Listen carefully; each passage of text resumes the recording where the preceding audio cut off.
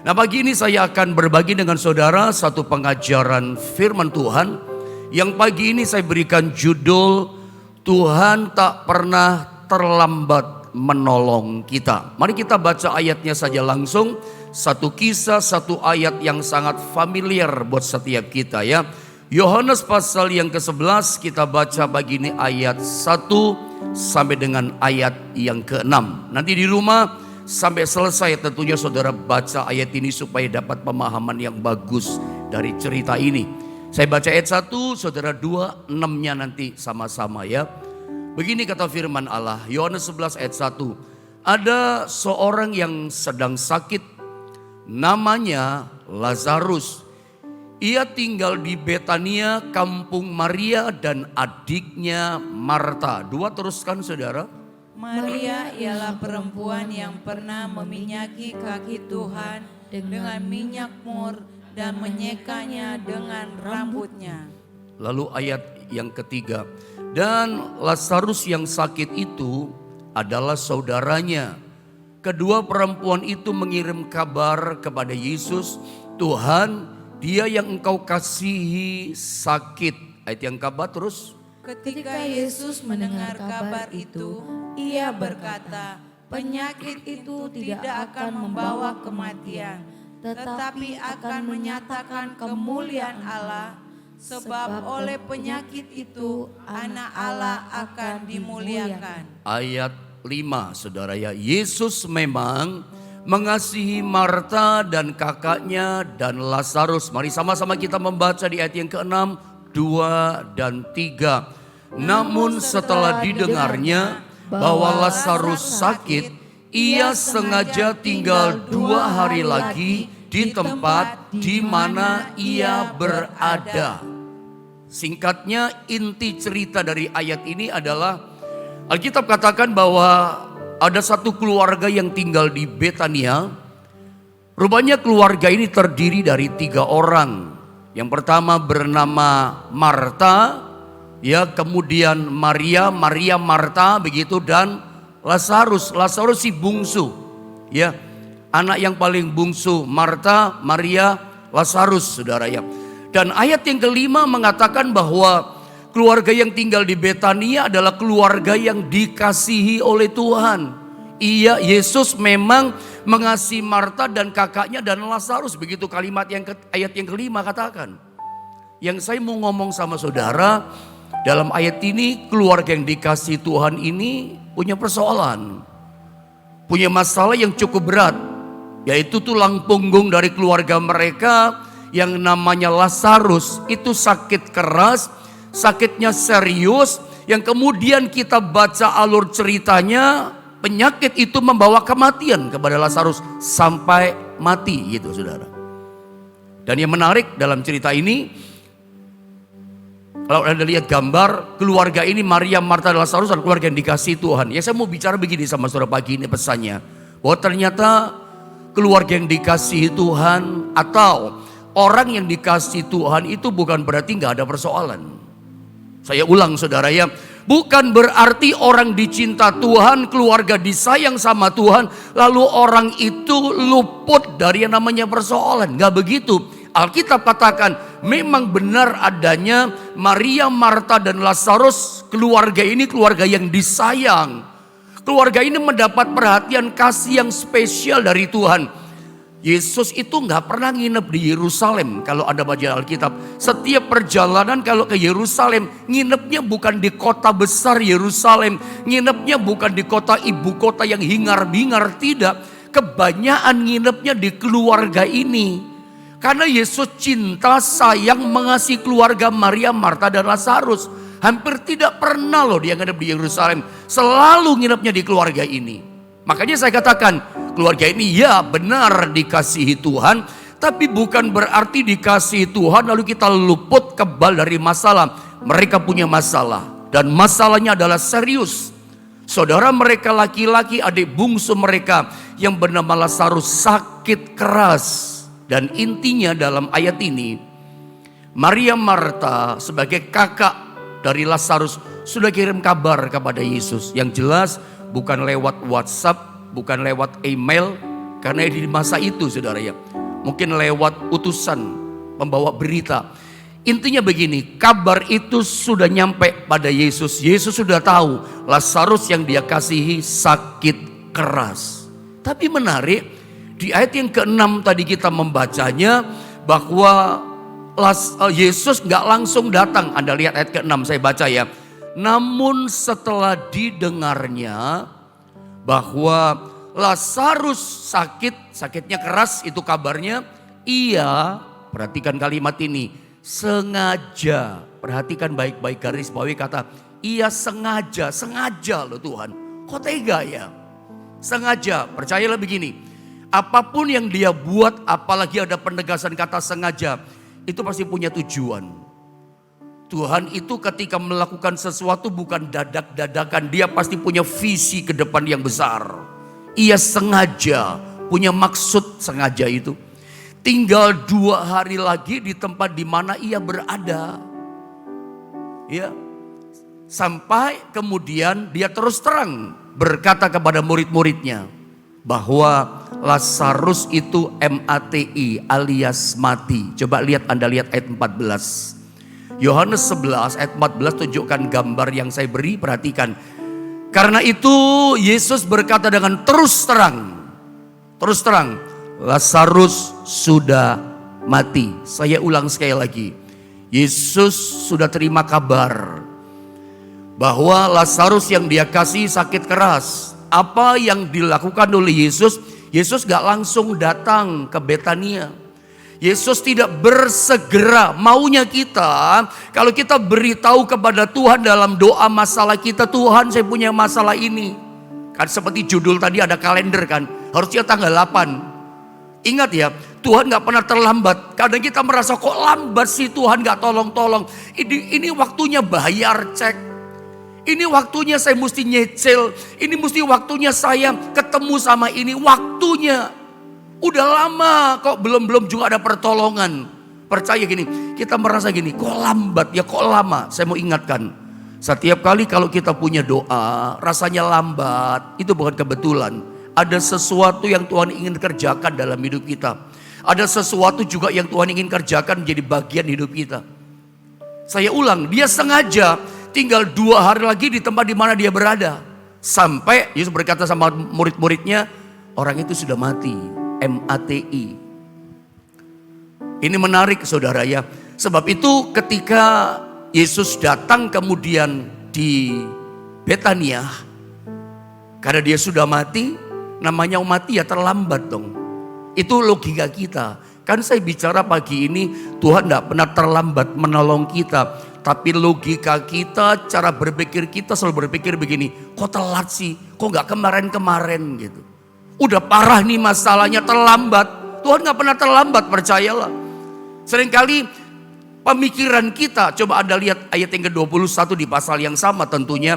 Maka kata Marta kepada Yesus ketika Yesus nyampe di Betania, jumpa sama si Marta.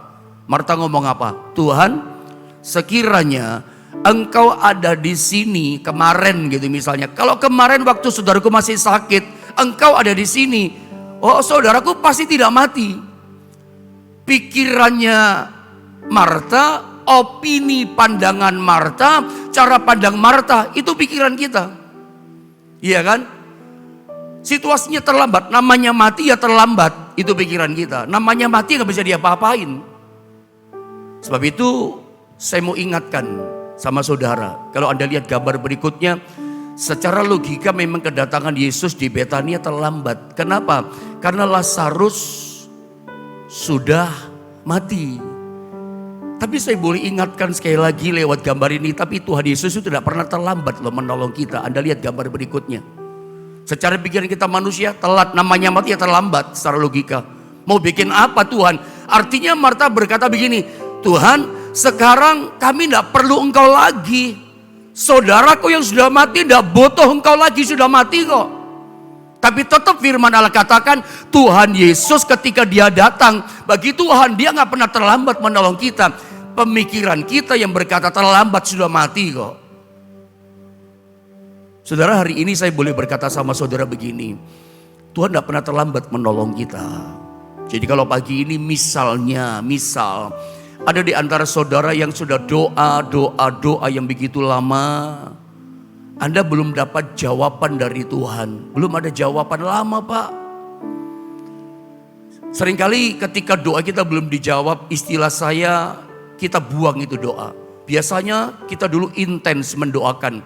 Semangat antusias kita mendoakan, sering kita doakan. Kita berharap Tuhan jawab. Tapi ketika doa kita sudah lama gak ada jawaban, akhirnya kita buang itu doa. Kita gak doakan lagi artinya.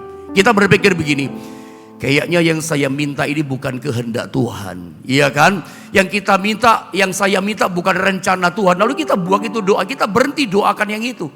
Karena kita pikir percuma didoakan, kayaknya bukan kehendak Tuhan. Saya ingin berkata pada saudara, ambil lagi itu doa saudara. Saya mau katakan, Tuhan itu belum terlambat dan tidak pernah terlambat menolong kita. Coba Anda mulai chatting sekarang juga sebagai bentuk aplikasi iman saudara. Tuhan belum pernah terlambat dan tidak pernah terlambat menolong saya. Coba Anda tulis chatting sekarang. Tuhan belum pernah terlambat dan tidak pernah terlambat menjawab doa saya atau menolong saya. Silakan Anda chatting. Kalau itu adalah Anda orangnya, Anda berdoa sudah begitu lama dan belum ada jawaban. Ambil lagi doa saudara. Menurut pikiranmu terlambat, Pak? Udah parah nih masalah, tetap doakan. Tuhan belum pernah terlambat dan tidak pernah terlambat menjawab doa kita. Itu kan pikiran kita. Nah, yang penting catatannya begini. Ketika kita menunggu jawaban doa, Anda jangan main nyelonong. Karena ada banyak, bukan rahasia lagi. Ada banyak orang menantikan jawaban doa yang dia minta sama Tuhan. Orang suka mendikte Tuhan dalam permintaan doanya. Orang suka bikin skenario sendiri, cerita sendiri, sinetron sendiri. Oh, caranya Tuhan. Anda gak perlu tahu bagaimana cara Tuhan menjawab doa saudara. Anda gak perlu tahu bagaimana caranya Tuhan memberikan jalan keluar atau menyembuhkan saudara. Yang penting begini, dia belum pernah terlambat menolong kita. Dan memang dia tidak pernah terlambat. Tepat pada waktunya. Tuhan kadang-kadang gak terlalu cepat menolong kita, tapi gak pernah telat. Selalu anytime, tepat pada waktunya. Dia jawab, dia tolong kita. Sabar. Menantikan jawaban doa dibutuhkan iman dan sabar. Bukan cuma iman. Saya berdoa pagi ini sementara firman dilepaskan. Kesabaran karakter ini kita punya, sabar menantikan, jangan cepat-cepat dibuang. Dia belum pernah terlambat loh, dan tidak pernah terlambat menolong kita. Sabar saudara, jangan nyelonong tanpa tanya sama Tuhan. Jangan nyelonong melangkah sendiri, bikin cerita, oh begini cara Tuhan menolong. Cara kita sama cara Tuhan bedanya tingginya, bedanya langit sama bumi. Cara kita terbatas, cara Tuhan tidak terbatas. Sabarlah saudara. Anda jangan tiru ini dalam kisah Kejadian pasal 16 ayat 1 sampai 3. Ini kisah tentang Abraham. Sarah itu merasa Tuhan terlambat mendapati janjinya untuk memberinya anak perjanjian. Sehingga dia berikan Hagar, hambanya orang Mesir kepada Abraham. Dia pikir sudah terlambat. Sarai atau Sarah berpikir, umurku sudah 90 tahun. Suamiku Abraham umur 100 tahun. Udah telat deh. Gak bisa deh punya anak. Lalu nyelonong langkahnya. Pakai caranya sendiri. Hagar dikasih jadi istrinya Abraham. Berarti istri kedua. Atau saya boleh baca ayatnya. Kejadian 16 ayat 1 sampai 3. Perhatikan. Adapun Sarai, istri Abram itu tidak beranak. Lihat. Ia mempunyai seorang hamba perempuan orang Mesir, Hagar namanya. Jadi Hagar itu hambanya orang Mesir. Ya. Berkatalah Sarai kepada Abram, engkau tahu Tuhan tidak memberi aku melahirkan anak karena sudah 90 tahun. Beralasan sih ngomongnya. Karena itu baiklah, dia menyelonong ya pakai caranya sendiri. Hampiri hambaku itu, mungkin oleh dialah aku dapat memperoleh seorang anak. Dikasihlah Hagar. Dan Abraham mendengarkan perkataan Sarai. Tidak ada kata menolak. Oh jangan. Abraham ya saja saudara ya. Kayak iklan KB zaman dulu ya gitu saudara ya. Tidak ada kata tidak, tidak berani berkata tidak. Dan itu ada konsekuensi loh. Kita nyelonong pakai cara kita, ambil tindakan kita, bukan sabar menantikan caranya Tuhan, ada akibat. Lihat ayat 3. Jadi Sarai istri Abraham itu mengambil Hagar, hambanya orang Mesir itu, yakni ketika Abraham telah 10 tahun tinggal di tanah Kanaan, lalu memberikannya kepada Abraham suaminya untuk menjadi istrinya. Diberikan, ini ambil dijadi istrimu. Dihampirilah Hagar, lalu melahirkan seorang anak, kita tahu sama-sama namanya Ismail. Ismail kemudian ketika mulai bertumbuh, bikin pusing Abraham, bikin pusing Sarai dan seterusnya. Dan kita tahu, singkat inti saya potong. Dari cerita ini kita belajar sesuatu perkara yang besar. Ketika kita berdoa minta sesuatu sama Tuhan, ingat dia belum pernah terlambat loh kata Alkitab. Dan tidak pernah terlambat menjawab doa kita, menolong kita dengan caranya yang besar dan ajaib. Tapi kalau kita sabar, kita nggak sabar, kita nyelonong. Lalu kita ambil cara kita sendiri. Nggak bertanya sama Tuhan, nggak gumuli dalam doa, Anda melangkah sendiri. Ada konsekuensi loh. Lahirlah Ismail. Tahukah situasi dunia ini seringkali konflik ya cuma dua bangsa ini. Keturunannya Ishak dan keturunannya Ismail. Keturunan Ishak itu adalah bangsa Israel, orang Yahudi sekarang, bangsa perjanjian. Anak perjanjian dari Ishak. Dan kita tahu saudara ya, dari Ismail itulah kalau seandainya Hagar tidak diberikan oleh Sarai kepada yang namanya Abraham, Abraham bisa menolak, tapi dia nggak menolak. Lahirlah Ismail. Dari Ismail lahirlah yang namanya bangsa-bangsa Arab. Iran, Irak, Libya, Palestina. Itu kan bangsa-bangsa Arab, di Liga Arab semuanya saudara itu. Dan selalu konfliknya sama orang Israel, yang bikin pusing kan itu kan. Kalau Abraham tidak menghampiri Hagar, kalau Sarah tidak melangkah sendiri, ini aku kasih Hagar. Tidak ada peran Iran Irak, nggak ada perang terus di Timur Tengah sana. Itu konfliknya ini merembet ke orang Kristen di Indonesia. Ini lagi seru di sana kan saudara ya. Padahal nggak ada hubungannya. Kita orang Kristen nggak ngerti apa-apa yang di sana. Memang itu bangsa pilihan. Bagi kita bangsa itu bangsa spesial. Tapi urusan perangnya kita nggak ikut-ikut, tapi diikut-ikutin. Pusatnya kegiatan dunia peperangan konflik ya cuma di sana. Itu saja yang beradu perang terus saudara ya. Dan ini terjadi, ini konflik terjadi dimulai zamannya Abraham. Bikin pusing sampai hari ini. Udah berapa ribu tahun coba. Nggak ada penyelesaian masalah, terus buntutnya panjang, masalah nggak kelar, nggak bisa berhenti. Masalahnya tambah besar PR-nya bagi dunia. Akan mendatangkan PR masalah yang besar ketika Anda menunggu jawaban doa Anda nggak sabar, Anda nyelonong. Nggak boleh nyelonong. Jangan tiru cara Sarai. Ingat kisahnya Adam dan Hawa, kejatuhan rumah tangga pertama, apa yang terjadi? Istri ambil jalan sendiri nyelonong, tidak ikut firman. Keputusannya sendiri. Istri kalau sudah ambil keputusan, tanya dulu sama suami. Jangan main nyelonong saja. Anak-anak, kalau engkau adalah anak yang mendengar firman yang sedang disampaikan pagi ini. Namanya anak ini anak kan, masih punya orang tua papa mama. Jangan main memutuskan sendiri. Tanya dulu sama orang tuamu, papa mamamu, baru putuskan. Jangan juga jadi istri, pegawai juga sama ya. Pegawai meskipun dia dagang jualan udah dikasih patokan harga. Misalnya ada orang beli dalam jumlah yang besar. Ada nggak boleh pegawai main turunkan harga. Kalau Anda berani turunkan harga, tanya dulu sama bos. Boleh tidak? Kalau nggak boleh jangan dilepas. Karena yang decision makernya ambil keputusan bosnya. Orang tua kita, suami. Jangan istri cuma bikin laporan. Pak atau Pak, tadi saya sudah ini, itu laporan.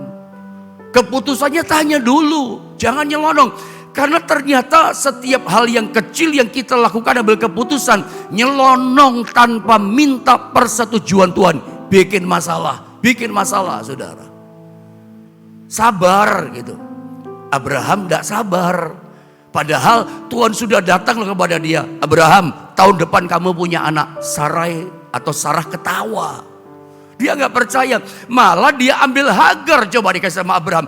Padahal Tuhan udah berjanji tahun depan kamu punya anak.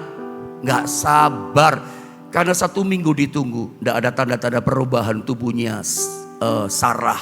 1 bulan mungkin nggak ada tanda-tanda, kok nggak ada, perutnya tambah besar. Makanya melangkah, Hagar diambil kasih kepada Abraham. Nggak ada tanda-tanda, nggak ada tanda-tanda. Seringkali kita begitu kan, kok nggak ada tanda-tanda jalan keluar ya, kok nggak ada tanda-tanda jawaban doa, nggak pakai tanda-tanda. Tuhan kalau menjawab doa kita, dia dahsyat, melebihi kemampuan kita. Tahu-tahu hujan berkat yang limpah datang sama saudara. Dia dahsyat kok, tak terbatas.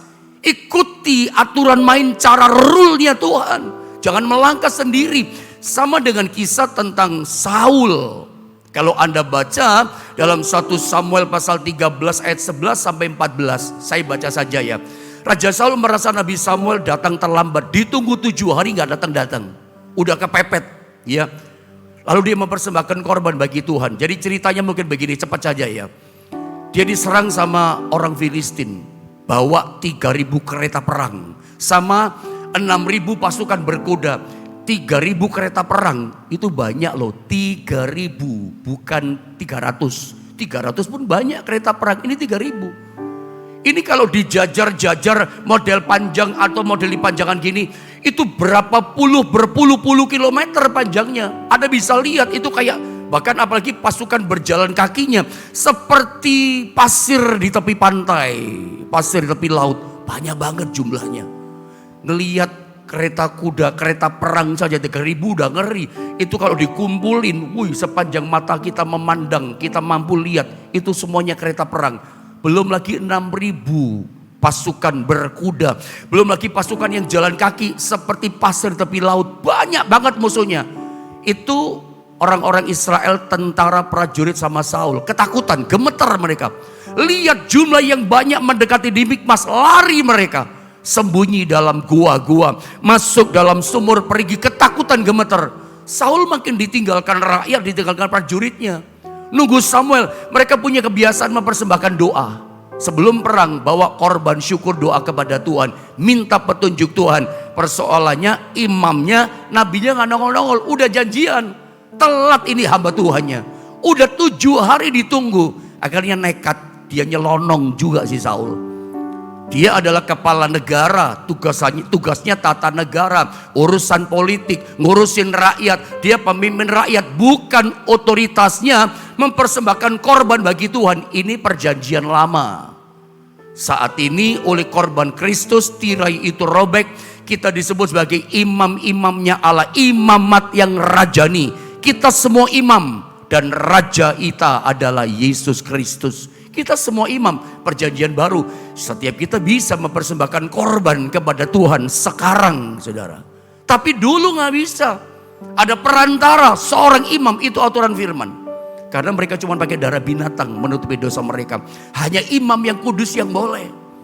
Imamnya gak datang-datang. Samuel itu seorang imam, tapi juga seorang nabi. Begitu hari ke-7 agak siangan dia datang, dia barusan mempersembahkan korban. Saya bacakan saja ayat ini ya. Saya potong saja ya. Ayat 1 Samuel 13 langsung saya baca ayat yang ke-12. Maka pikirku sebentar lagi orang-orang Filistin akan menyerang aku di Gilgal. Padahal aku belum memohonkan belas kasihan Tuhan. Sebab itu aku memberanikan diri lalu mempersembahkan korban bakaran. Dia ngomong sama Nabi Samuel. Kata Samuel kepada Saul, mempersembahkan korban. Samuel ngomong gini, Nabi ini, perbuatanmu itu bodoh.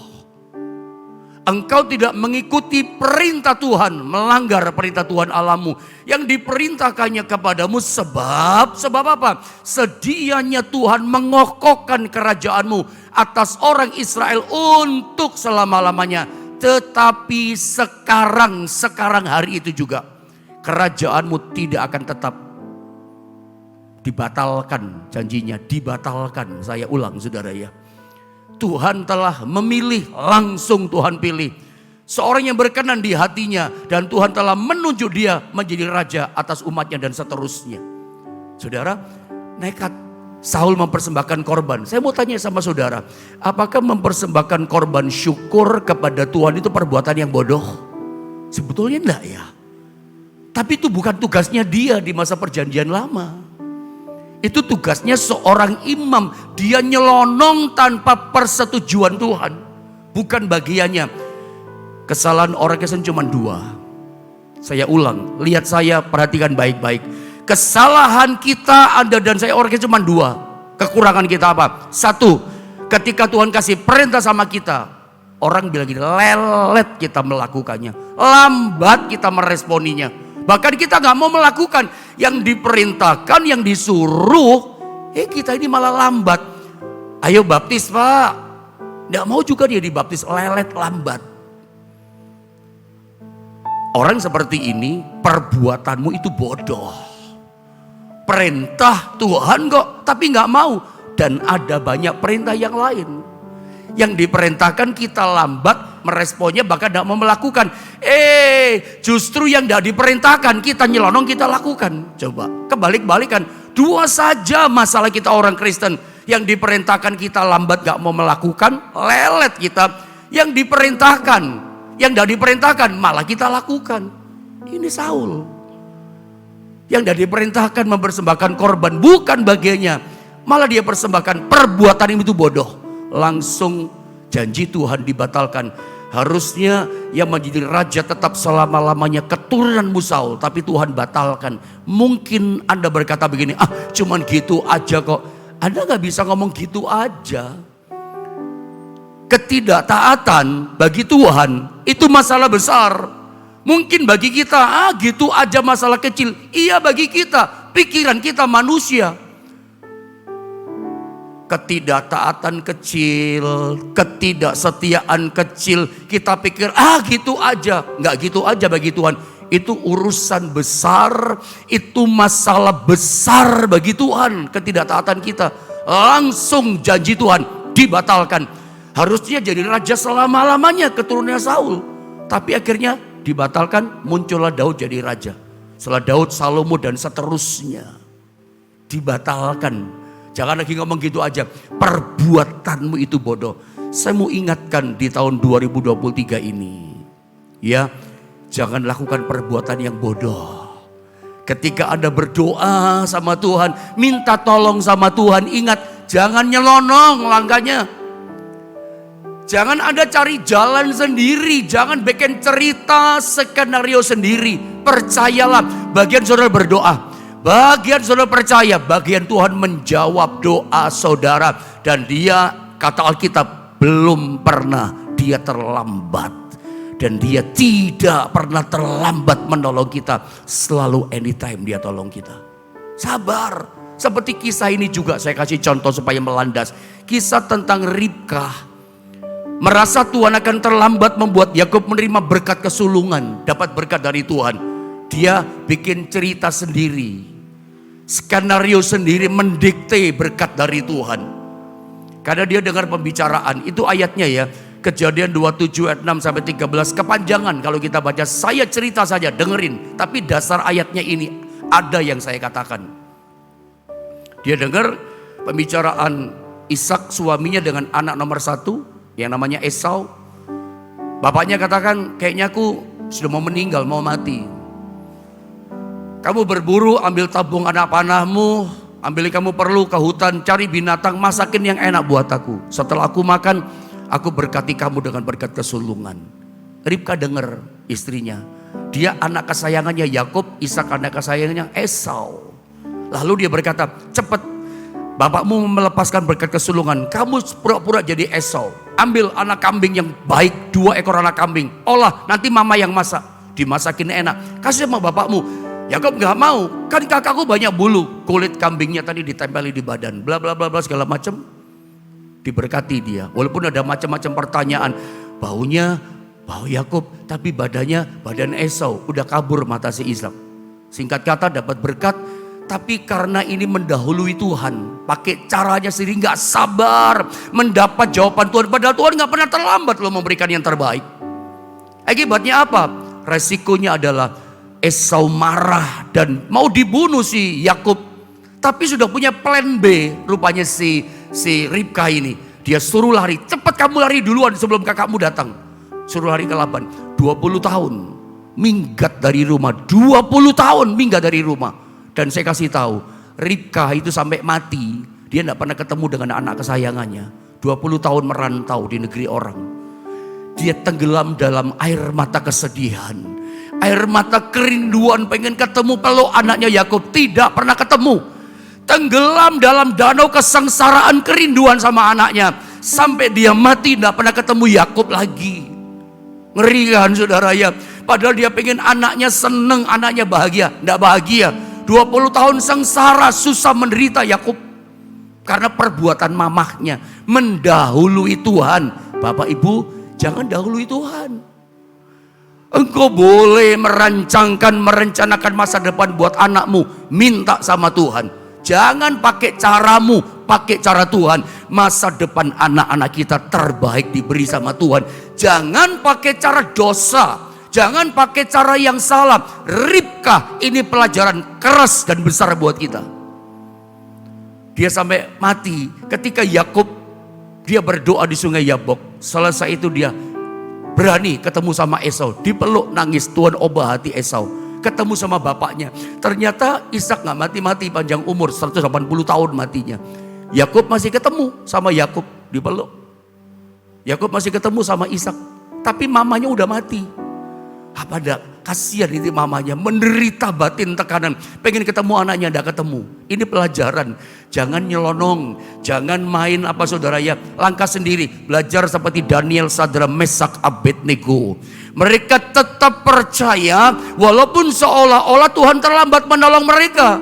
Diancam gua singa, apakah mundur gak berdoa? Daniel tetap berdoa, tetap percaya kepada Allahnya. Mungkin doanya, Tuhan dalam nama Yesus kalau zaman sekarang jangan sampai masuk gua singa. Masuk juga. Ini kan kayak terlambat ya. Mintanya jangan masuk gua singa, tambah masuk belum gua singa. Tapi Anda lihat kemuliaan Tuhan ada loh.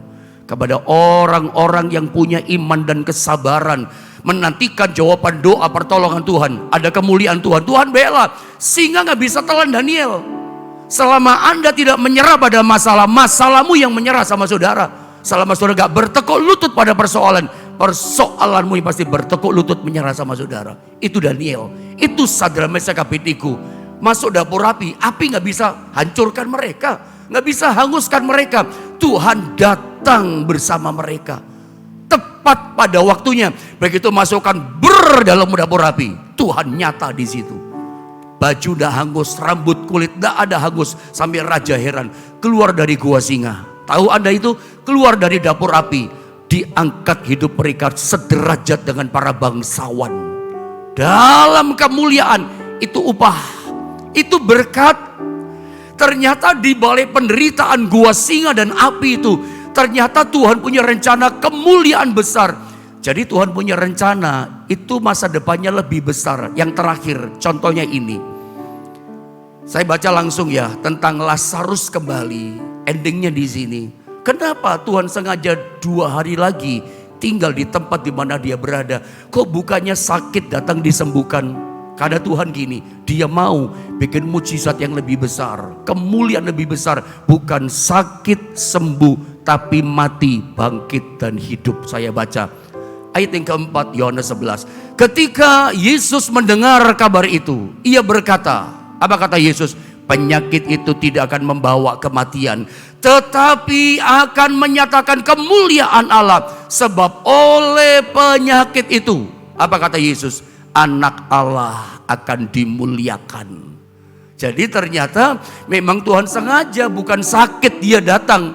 Karena dia punya rencana apa? Ada satu mujizat yang lebih besar. Ada kemuliaan berkat yang jauh lebih besar dia mau buat. Bukan sakit sembuh, tapi mati dibangkitkan dan hidup. Kemuliaan lebih besar Anda terima. Jadi sabar. Kalau ada penundaan, ada doa sekarang lama belum dijawab, itu Tuhan punya tujuan. Tuhan mau kasih berkat, Tuhan mau kasih job, Tuhan mau kasih proyek, Tuhan mau kasih kesembuhan atau hal yang ajaib yang jauh lebih besar omsetnya, jauh lebih besar dahsyatnya. Sabar ya, Sabar, saya mau katakan, saya percaya bukan kebetulan firman ini diajarkan, dilepaskan. Ini yang menjadi pesan yang Tuhan taruh di hati saya. Mungkin di bulan April ini ada banyak doamu yang belum dijawab. Sabar. Sebab Tuhan ternyata mau memberikan satu kemuliaan yang lebih besar. Dan memang sengaja Tuhan tunggu kita untuk kita siap, hati kita, mulut kita memuliakan Dia. Begitu dapat pertolongan, langsung mulut kita berkata, semua ini karena Tuhan, semua karena kemuliaan Tuhan, semua karena Tuhan yang tolong, semua karena kemurahan Tuhan. Kita gak berkata, ini karena aku yang hebat. Kadang-kadang Tuhan tunggu loh kita untuk siap, hati kita memuliakan Tuhan, mulut kita memuliakan Tuhan. Tuhan tahu Anda siap atau tidak. Kalau gak siap memuliakan Tuhan, ya Tuhan tunggu sampai siap, pantasnya gak dijawab-jawab doa kita. Begitu ditolong, ingat mulut kita berkata, terima kasih buat pertolonganmu yang ajaib. Anda ditanya sama orang, Anda gak bisa berkata gini, ini karena kenalan saya Pak yang tolong saya. Meskipun kenalan saudara, kalau hatinya gak dijamah, gak bisa loh. Semua datang dari Tuhan, siap memuliakan Tuhan, siap terima mujizat yang lebih besar dalam kehidupan kita. Mari kita sama-sama berdoa.